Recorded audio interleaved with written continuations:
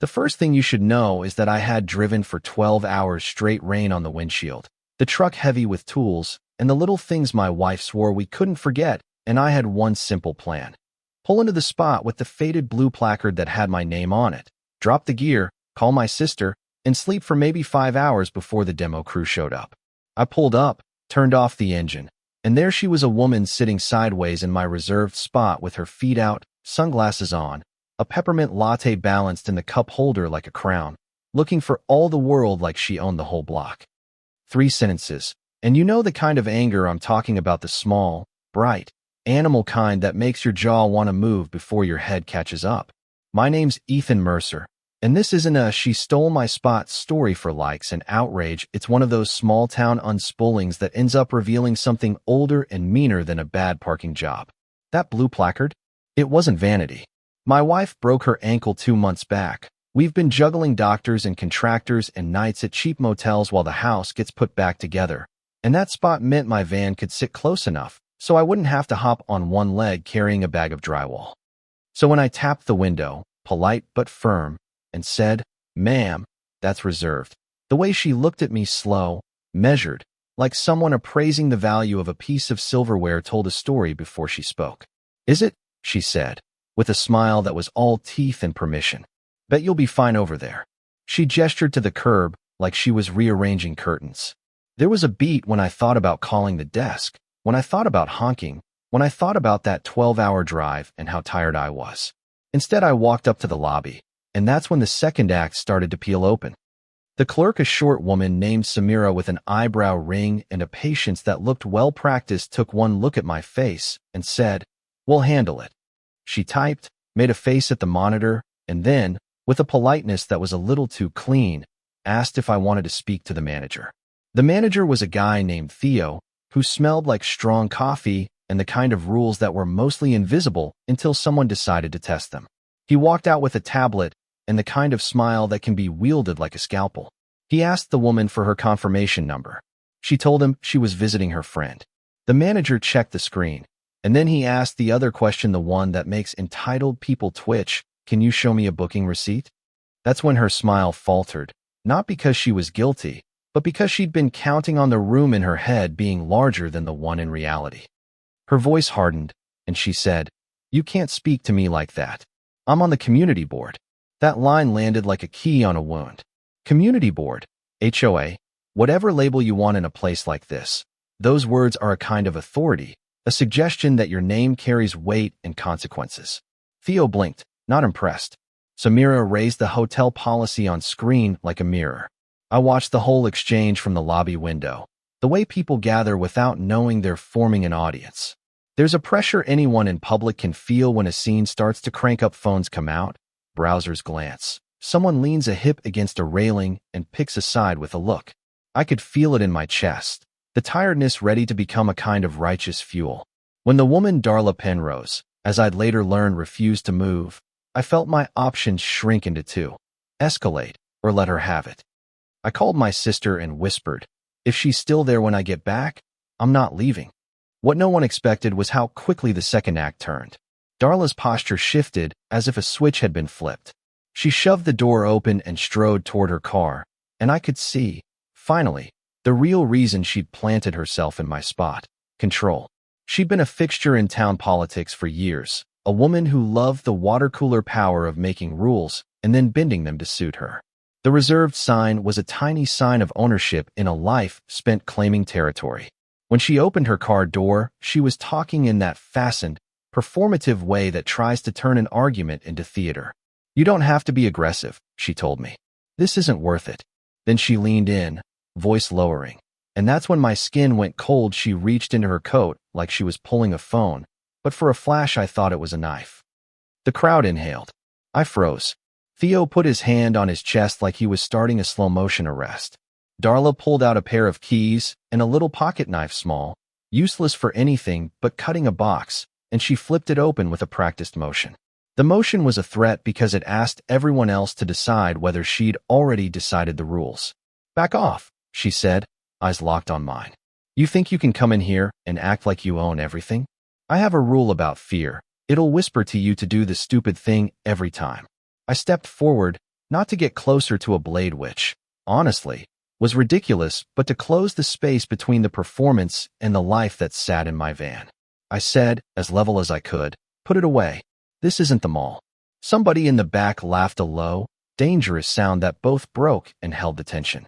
Darla snapped the knife shut like a stagehand closing a prop. She mansplained about how the community was being disrespected, how people who didn't understand the town were taking spots, taking jobs, taking the story. It was a speech that had been rehearsed against a dozen imagined enemies. Theo suggested calling security. I suggested calling the police, and then Darla did something that, in retrospect, I should have expected. She sped off. Not just a leave-the-lot kind of exit, but a frantic, teeth-grinding peel-out that had everyone watching. She bumped the speed bump hard. The vehicle shuddered, and the bumper caught on the concrete like a snare drum. There was a metallic scrape and a collective intake of breath, and then, as if theater loved irony, she kept going. People moved toward the curb like fish drawn to a splashing river.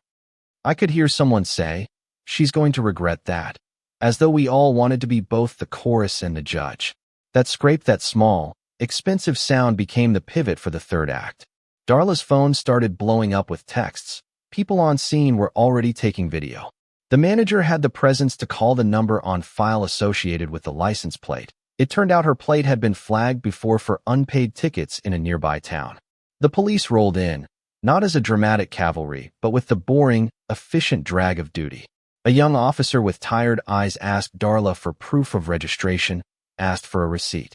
She barked, flailed, and then the worst moment for someone who loves the weight of authority, she could not produce the right paper. The silence in that stretch was the real sound of consequence. When a person who has been used to winning can't find their paperwork, they either double down or they implode. Darla tried both. She demanded to speak to a supervisor, and also she deflated.